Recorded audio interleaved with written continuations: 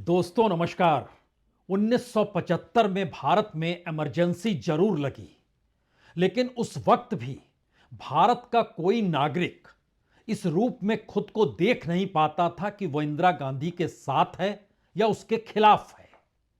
1991 में जब economic reform आया तो इस देश के भीतर वैचारिक तौर पर भी कोई नागरिक खुद को इस रूप में देख नहीं पाता था कि वह पीवी नरसिम्हा राव की आर्थिक नीतियों के साथ खड़ा है या विरोध में खड़ा है।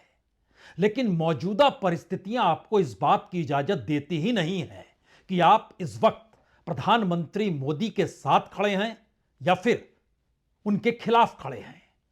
यानी बहुत साफ लकीर मौजूदा वक्त की हकीकत है, और यह हकीकत इस देश की नौकरशाही हो, इस देश में संपादकों की पूरी लकीर हो, इस देश में न्यायपालिका और जजेस की स्थिति हो चली हो।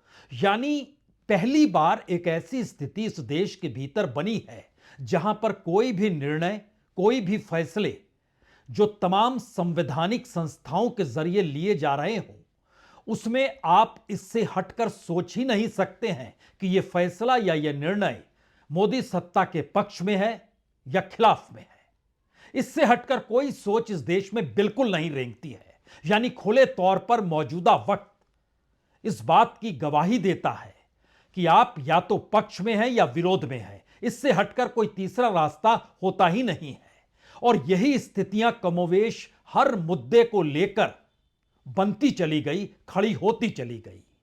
और यही वो वजह है जिसमें भारत की राजनीति ने अगर अपनी मोनोपोली को इस तर्ज पे बना डाला है जहां पर कोई उसके पक्ष में है और कोई विरोध में है, इससे हटकर कोई तीसरी लकीर बचती नहीं है, तो इस देश में तमाम चुनावों को आप परखते चले जाइए, किसी तीसरे राजनीतिक दल की जरूरत रही ही नहीं। पश्चिम बंगाल जैसे जगह पर चुनाव होते हैं तो वामपंथी जिन्होंने 3 दशकों तक सत्ता संभाली, उन्हें एक भी सीट मिल नहीं पाती है।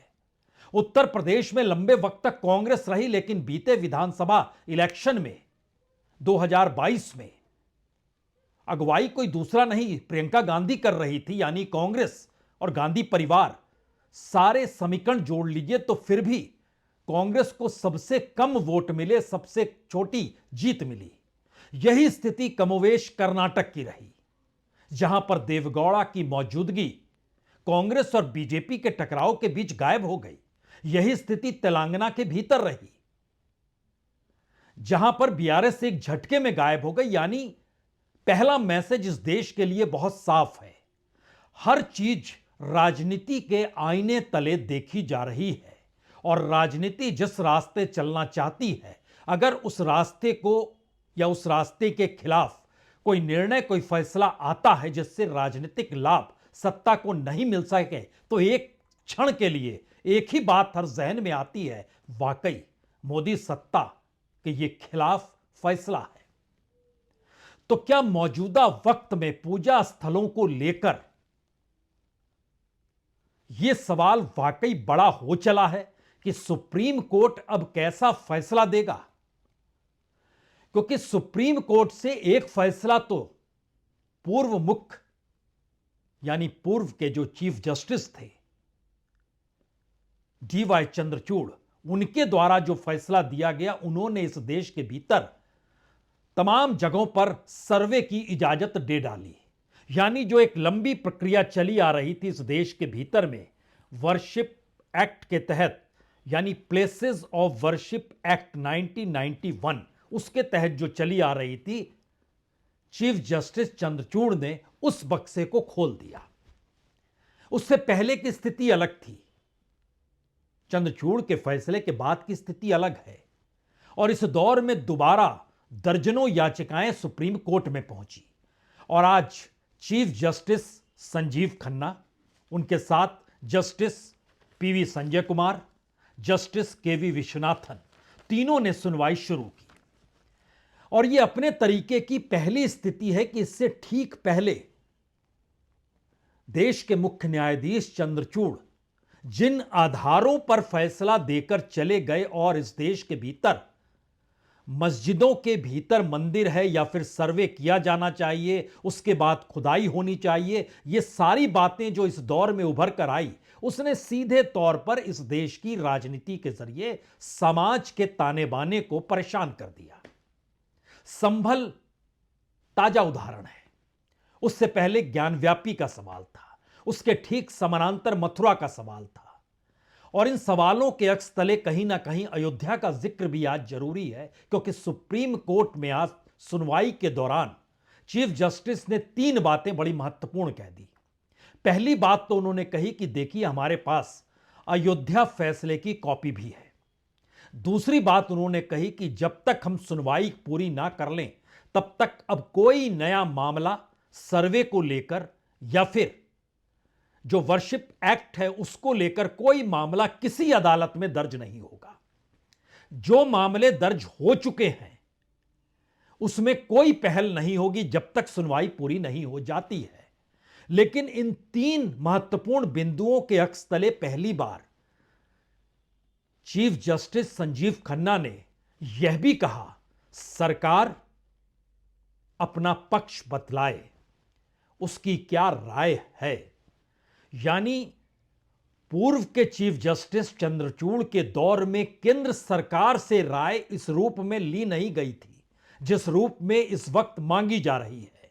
उस वक्त संवैधानिक और कानूनी पहलुओं को अपने तौर पर चीफ जस्टिस ने निरीक्षण करते हुए जिन बातों को रखा, उसने दरअसल यही पिंडोरा बॉक्स खोल दिया कि कोई भी यह कह सकता है कि जहां मस्जिद है, जहां दरगाह है या जो भी धार्मिक स्थल है, उसको लेकर उसकी क्या सोच है और वो अदालत का दरवाजा खटखटा सकता है। अदालत सर्वे की इजाजत दे सकती है और उसके बाद की प्रक्रिया क्या होगी यह थोड़ी देर के लिए भूल जाइए। सिर्फ इतना समझिए कि जिस देश के भीतर राजनीति सांप्रदायिक तौर पर वोटों के समीकरणों को बनाने और बिगाड़ने का काम करती हो, जिस देश में वोटों का ध्रुवीकरण हिंदू और मुस्लिम के नाम पर एक क्षण में हो जाता हो, जिस देश के भीतर खुले तौर पर संवैधानिक पदों पर बैठे हुए मुख्यमंत्री हों या प्रधानमंत्री ही क्यों ना हो, उनके भाषणों में वो बातें गूंजने लगती है जो सीधे सीधे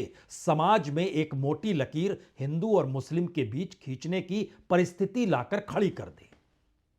और बीजेपी खुद को हिंदूवादी पार्टी कहने से कतराती नहीं है। विपक्ष यानी खास तौर से कांग्रेस को वह मुस्लिम तुष्टीकरण करार देने से कतराती नहीं है।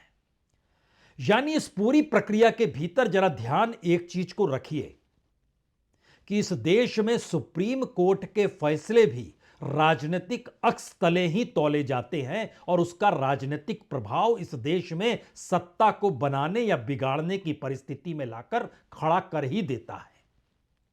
तो क्या अपने से पहले चीफ जस्टिस ने जो एनालिसिस किया, उस एनालिसिस को चीफ जस्टिस संजीव खन्ना अब बदलने जा रहे हैं?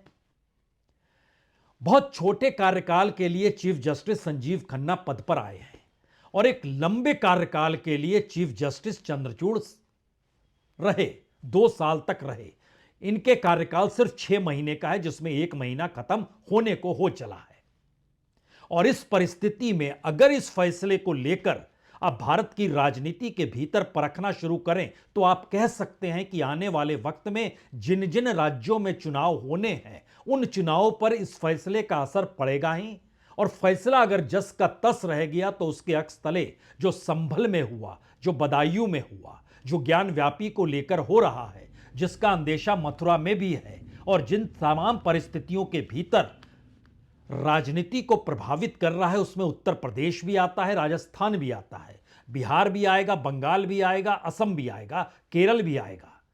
जब आप इस दौर में आएंगे तो 2 बातें और अपने जहन में रखिए। वो कौन कौन से राज्य हैं जो हाल में चुनाव में जाने वाले हैं, उन राज्यों के भीतर मुस्लिमों की कितनी बड़ी तादाद है, कितनी सीटों पर वो राजनीतिक तौर पर प्रभावित कर सकते हैं।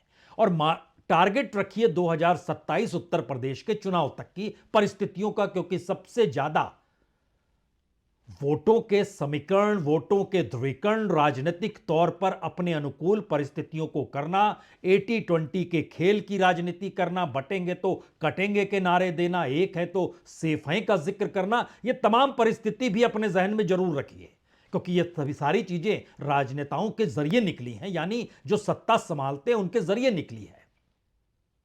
और यहीं से अब आप उस सुप्रीम कोर्ट के दायरे में आइए जिसमें आज की सुनवाई, और अब 1 महीने बाद की तारीख है, क्योंकि इस 4 हफ्तों के भीतर अटॉर्नी जनरल ने वक्त मांगा है कि सरकार का पक्ष क्या है हम बताएंगे।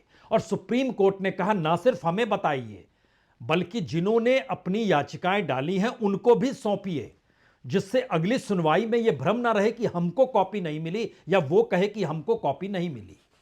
तो क्या सुप्रीम कोर्ट में यह पहला मौका होगा जब एक चीफ जस्टिस द्वारा एक क्रिटिकल एग्जामिन करने के बाद जो प्लेसेस ऑफ वर्शिप एक्ट 1991 है उसको लेकर जो कहा गया वो क्या एक झटके में बदल जाएगा और पूरी राजनीति ठंडे बस्ते में चली जाएगी? हमें लगता है आज इसके परीक्षण की जरूरत इसलिए कहीं ज्यादा है क्योंकि सुप्रीम कोर्ट ने जो पूजा स्थल कानून है यानी प्लेसेस ऑफ वर्शिप एक्ट 1991 का है उसको लेकर सुनवाई करते वक्त बहुत साफ तौर पर कह दिया, जब तक हम इस मामले पर सुनवाई कर रहे हैं तब तक देश में धार्मिक स्थलों को लेकर नया मामला दाखिल नहीं किया जाएगा। जो केस पेंडिंग है कोई फाइनल ऑर्डर नहीं देगा। बात यही नहीं रुकी, उसके बाद उन्होंने कहा हम इस कानून के दायरे, उनकी शक्तियों और ढांचे को जांच कर रहे हैं। ऐसे में यही उचित होगा कि बाकी सभी जो भी अदालतें हैं अपने हाथों को रोक ले, वो निचली अदालत हो, वो हाई कोर्ट हो, सब अपने फैसले पर ठहर जाएं, रुक जाएं। और फिर सुप्रीम कोर्ट ने मासूमियत के साथ कहा कि हमारे सामने 2 मामले हैं, मथुरा की शाही ईदगाह और वाराणसी की ज्ञानव्यापी मस्जिद। इस पर अटॉर्नी जनरल का जवाब था जी नहीं, मामले ज्यादा हैं, तकरीबन देश भर में 18 से ज्यादा मामले लंबित पड़े हुए हैं और इनमें 10 मस्जिदों से जुड़े हुए हैं। उन मस्जिदों के नीचे मंदिर का जिक्र हो रहा है और यह बात अदालतों तक पहुंची है। इस पर सुप्रीम कोर्ट को कहना पड़ा तब तो आपको जानकारी है तो आप अपना पक्ष रखिए और बताइए आप क्या सोचते हैं। यानी बहुत अरसा तो हुआ नहीं चीफ जस्टिस डीवाई चंद्रचूड़ के इस फैसले को लेकर जिसमें उन्होंने उस पिंडोरे बॉक्स को खोला, और अब बहुत ज्यादा वक्त भी नहीं होगा अगर 1 महीने के बाद की सुनवाई में सुप्रीम कोर्ट कोई बड़ा फैसला ले लेता है या फिर यह मामला टालते चला जाता है। जब टालने का जिक्र आएगा तो एक चीज और जहन में आपको रखनी होगी, फरवरी के महीने में दिल्ली में चुनाव है। दिल्ली के भीतर तकरीबन 13% मुस्लिमों की जनसंख्या है। दिल्ली के भीतर कोई राजनीतिक दल सीधे तौर पर हिंदू मुस्लिम नहीं कर सकता है क्योंकि यहां इस देश भर से आकर लोग रहते हैं, बसते हैं। मुस्लिमों की तादाद में उसे 12-13% का एकमुश्त लाभ मिल जाए, उससे उसको लाभ हो जाएगा और बाकियों का लाभ ना मिले, यानी वो ऐसी परिस्थिति को दिल्ली में नहीं चाहेगा। यह फरवरी में होने है, लेकिन यह बिहार में तो संभव है। बिहार के भीतर चुनाव भी अगले साल होना है, साल के अंत में होना है, यानी 2025 में होना है। और बिहार में तकरीबन जो मुस्लिम तादाद है वो तकरीबन 17% है। 17% एकमुश्त वोट, और इसके ठीक समानांतर बिहार के राजनीतिक समीकरणों को अगर आप समझ रहे हैं तो वहां पर यादव मुस्लिम वोट, और उसमें अगर दलितों का हिस्सा जुड़ गया और ओबीसी बिखर कर इधर उधर हुआ तो फिर राजनीतिक तौर पर बीजेपी के लिए मुश्किल होगी। लेकिन एक क्षण के लिए सोचिए, इतना एग्रेसिव मोड बीजेपी बना लेती है राजनीतिक तौर पर, जो उत्तर प्रदेश में 80-20 की परिस्थितियां धीरे धीरे पैदा की गई, तो उस परिस्थिति में बिहार की राजनीति भी वोटों को ध्रुवीकरण करने में देर लगाएगी नहीं। और सामने फिर 2026 आकर खड़ा हो जाएगा जहां पर असम में, केरल में, पश्चिम बंगाल में चुनाव होने हैं। ना सिर्फ 2 राज्य बल्कि तमिलनाडु में भी होने और पुडुचेरी में भी होने हैं। अब यहां की परिस्थिति में सिर्फ एक तमिलनाडु है जहां 5.5-6% मुस्लिम्स हैं, यानी राजनीतिक तौर पर उनकी हैसियत नहीं है, इसीलिए यहां पर द्रविड़ राजनीति चलती है और उसीलिए अन्ना द्रमुक और डीएमके आमने सामने खड़ी होती है, राष्ट्रीय राजनीति दखल दे पाने की स्थिति में अपने बूते आ नहीं सकती है। लेकिन सुप्रीम कोर्ट का फैसला क्या वाकई भारत की राजनीति को इतना प्रभावित करता है, या भारत की राजनीति सुप्रीम कोर्ट से फैसला लेकर अपनी राजनीति को कानूनी जामा पहनाकर लोगों के भीतर इस मन को भर देती है कि देखिए फैसला संवैधानिक तौर पर भी हमारे पक्ष में है।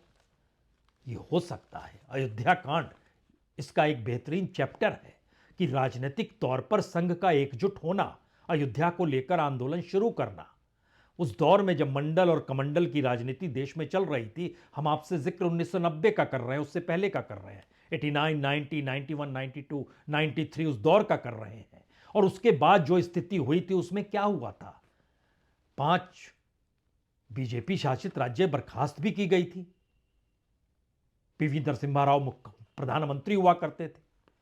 तो भारत की राजनीति अगर हिंदू मुस्लिम एस्पेक्ट से इतनी ज्यादा प्रभावित होती है, तो फिर संविधान के अक्ष तले सुप्रीम कोर्ट का फैसला क्या उस चुनावी राजनीति को एक नया आयाम दे देता है? यह सवाल महत्वपूर्ण है। और यहां पर हमें लगता है एक क्षण के लिए जो प्लेसेस ऑफ वर्शिप एक्ट है उसकी एक हिस्से को आपको समझना चाहिए कि भारत में अलग अलग धर्मों के पूजा स्थल की मौजूदा स्थिति को जस का तस रखने के लिए 15 अगस्त यानी आजादी का दिन, लेकिन 1991 को प्लेसेस ऑफ वर्शिप एक्ट लागू किया गया था और कानून में कहा गया था कि देश की आजादी के समय यानी 15 अगस्त 1947 को जो पूजा स्थल जिस स्थिति में था उसे वैसे ही रखा जाएगा। संविधान के आर्टिकल 25 और 26 के तहत धार्मिक स्वतंत्रता के अधिकार के तहत नागरिकों को अपना धर्म मानने और उसका पालन करने की आजादी है और यह कानून इसी अधिकार के तहत किसी भी धार्मिक स्थल को दूसरे धर्म के स्थल में बदलने पर रोक लगाता है। जब यहां तक आप पहुंचे तो आप कह सकते हैं अच्छा मस्जिद खोल के दोबारा मंदिर बनाएंगे, तो दूसरा पक्ष कहेगा अच्छा मंदिर तोड़कर आपने मस्जिद बना ली, उस दिशा में आपने नहीं देखा।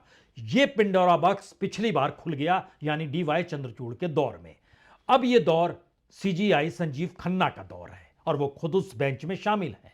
और इसमें महत्वपूर्ण यह भी है कि प्लेसेस ऑफ वर्शिप एक्ट सभी धार्मिक स्थलों पर लागू होता है, यानी हिंदू मुस्लिम सिख ईसाई या किसी और धर्म के स्थलों को दूसरे धर्म के स्थल में नहीं बदला जा सकता है। और कानून में यह भी प्रावधान है कि धार्मिक स्थल में बदलाव को लेकर अगर कोई विवाद होता है तो फैसला देते समय आपको 15 अगस्त 1947 की स्थिति पर विचार करना ही होगा।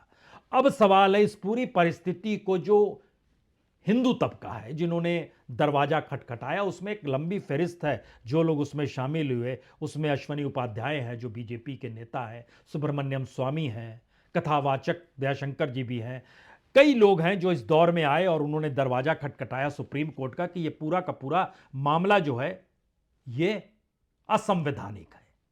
और ध्यान दीजिए इस दौर में मथुरा, जहां श्री कृष्ण जन्मभूमि और शाही ईदगाह मस्जिद का विवाद है, वाराणसी काशी विश्वनाथ मंदिर और ज्ञानव्यापी मस्जिद का विवाद है, संभल जामा मस्जिद में हरियर मंदिर का दावा है, अजमेर शरीफ दरगाह में महादेव मंदिर का दावा है। अब सवाल यह है क्या वाकई जिन बातों का जिक्र होता है कि इस देश के 36,000 मस्जिदों के नीचे पहले मंदिर हुआ करते थे, क्या इस रास्ते सुप्रीम कोर्ट एक नई व्याख्या कर सकता है, या वो मानकर चले कि दरअसल जिस देश के भीतर किसी मुद्दे के आसरे राजनीति इतना व्यापक प्रभाव डालती हो तो उसका हर फैसला राजनीति के इर्द गिर्द ही तौला जाएगा। और यह सच भी है क्योंकि भारत की राजनीति में जब सीधे तौर पर जनता के वोट देने के तरीके भी अब किसी तीसरी पॉलिटिकल पार्टी की तरफ देखते तक नहीं है। हम इसे जिताएंगे या हराएंगे, हम उसे जिताएंगे तो इसको हरा देंगे, बस इसके आगे पीछे बात नहीं जाती। और इन सब के बीच आप मुस्लिम तुष्टीकरण का जिक्र कर सकते हैं, आप एग्रेसिव हिंदुइज्म का जिक्र कर सकते हैं, आप इस दौर में समाज की सामाजिक सांस्कृतिक स्थितियों को पलटने और उनके जरिए वोटों के ध्रुवीकरण का जिक्र कर सकते हैं। लेकिन इन सब के साथ साथ एक बात और है, यह देश आस्था के आश्रय नहीं चलता, यह देश कानून के आश्रय चलता है। इस देश में कानून का जिक्र संविधान के जरिए है, और उस संविधान के जरिए का मतलब यह है कि लोकतंत्र का मंदिर पार्लियामेंट है। और डर या फिर परिस्थितियां इस दिशा में बार बार हर किसी को ले जा रही है। क्या सुप्रीम कोर्ट वाकई एक नया रास्ता यह कहकर निकाल तो नहीं सकता है कि हम तो रोक लगा रहे हैं, प्लेसेस ऑफ वर्शिप एक्ट 1991 जो जैसा था वैसा ही रहेगा, क्योंकि सरकार ने भी जवाब दे दिया और आमने सामने सुन भी लिया। लेकिन अगर यह देश चाहता है तो पार्लियामेंट कोई कानून बना दे, हम उस रास्ते नहीं आएंगे। और यह इजाजत सुप्रीम कोर्ट ने इससे पहले कई मौकों पर दे रखी है। यानी सुप्रीम कोर्ट अपनी साख भी बचाए और राजनीति के लिए रास्ता भी खुला छोड़ दे। एक हिस्सा यह है। दूसरा हिस्सा, सुप्रीम कोर्ट संविधान का जिक्र करते हुए इस देश में आजादी की जो तारीख है 15 अगस्त 1947, उसे सबसे मोटी और मजबूत लकीर मान ले और बोले कि उसके बाद का हिंदुस्तान उस संविधान के नजरिए से ही देखा जाना चाहिए, उससे हटकर नहीं। तो यहां पर एक तीसरा और आखिरी सवाल उभर कर सामने आता है, जिसका जिक्र पिछले दिनों एक जज ने कर दिया। उस जज ने जब इस बात का जिक्र किया, हम इलाहाबाद हाईकोर्ट के जज का जिक्र आपसे कर रहे हैं, जिस पर महाभियोग लाने का जिक्र अब सुप्रीम कोर्ट में होने लगा है, जिसने कहा कि संविधान मायने क्या रखे, बहुसंख्य तबका किसी भी देश के भीतर जिनकी संख्या सबसे ज्यादा और बहुत ज्यादा या उन्हीं के जरिए पहचान है, कानून तो उसके हिसाब से ही बनना चाहिए और देश तो उसी के हिसाब से चलना चाहिए। दरअसल राजनीति से निकली हुई यह धारा इससे पहले क्यों नहीं आई और इसी वक्त क्यों आई है? तो सत्ता अगर हर संस्थान को प्रभावित करती है और राजनीति और चुनावी लोकतंत्र के दौर में लोग बिल्कुल बटे हुए से नजर आने लगते हैं, तो बटे होने की परिस्थिति उस लोकतंत्र को खत्म करके इस देश के भीतर उस ताकत का एहसास हर किसी को कराना चाहती है कि देखिए, आप हमारे साथ खड़े रहेंगे तो आपको मुश्किल नहीं आएगी। यानी जो सबको बराबर अधिकार मिलने चाहिए, बराबर सुरक्षा मिलनी चाहिए, बराबर लाभ मिलना चाहिए, वो हटकर एक क्षण में झुक जाएगा। और यह सवाल बड़ा हो जाएगा कि संविधान सभा में जो बड़ी तादाद में लोगों की 500 से ज्यादा मौजूदगी थी, उसमें जो कितने बड़ी तादाद में मुस्लिम थे, कितने ईसाई थे, कितने बौद्ध थे, कोई मायने नहीं रखेगा। और यह अक्सर कहा जाएगा कि जिसके पास ताकत है वही तय कर ले। इसका खुला नजारा पार्लियामेंट में नजर आ चुका है। संसद के भीतर सत्ता की बहुमत की ताकत क्या होती है, यह पाठ पहली बार प्रधानमंत्री मोदी के काल में विपक्ष ने भी पढ़ लिया और जान लिया कि बहुमत की ताकत का मतलब क्या क्या हो सकता है।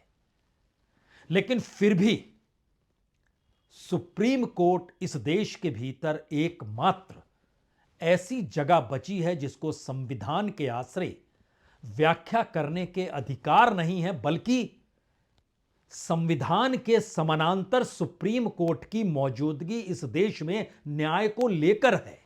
इसीलिए उसकी इस मान्यता के समानांतर यह देश बार बार हर संकट काल में सुप्रीम कोर्ट की तरफ देखती है। लेकिन इसका दूसरा सच यह भी है कि डी.वाई. चंद्रचूड़ के दिए निर्देश फैसले से एक साख डगमगाई और उस डगमगाती परिस्थिति ने राजनीतिक तौर पर डी.वाई. चंद्रचूड़ को मुद्दा बनाने से चूका नहीं।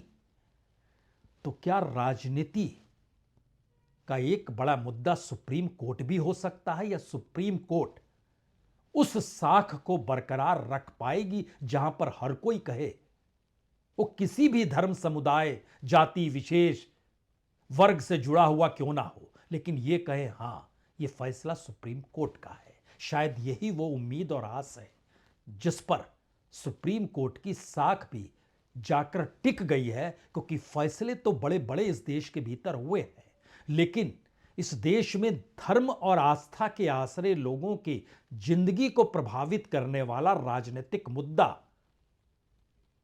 जो प्लेसेस ऑफ वर्शिप एक्ट 1991 है, उससे जाकर ऐसे मोड़ पर जुड़ गया है जहां पर यह देश अलग अलग खेमों में दिखाई क्यों देने लगा, इस सवाल का जवाब दे पाने की स्थिति में कोई नहीं है। या फिर हर कोई जानता है और हर कोई समझ रहा है और शायद देना भी चाहता है, लेकिन हालात उसके इसलिए डगमगा जाते हैं क्योंकि उम्मीद और आस तो सुप्रीम कोर्ट से ही रहेगी। इससे हटकर तो कोई रास्ता बचता नहीं है। इसीलिए इंतजार करना होगा 4 हफ्ते के बाद सरकार क्या कहती है और फिर सुप्रीम कोर्ट क्या वाकई एक ऐसा फैसला देगा जो अपने आप सुप्रीम कोर्ट के तमाम फैसलों के लिए नजीर साबित होगा। कम से कम आज का यह रुख तो यही बतलाता है कि चीफ जस्टिस संजीव खन्ना ने एक राह पकड़ी है जहां सरकार से जवाब मांगा है। बहुत बहुत शुक्रिया, बहुत बहुत शुक्रिया।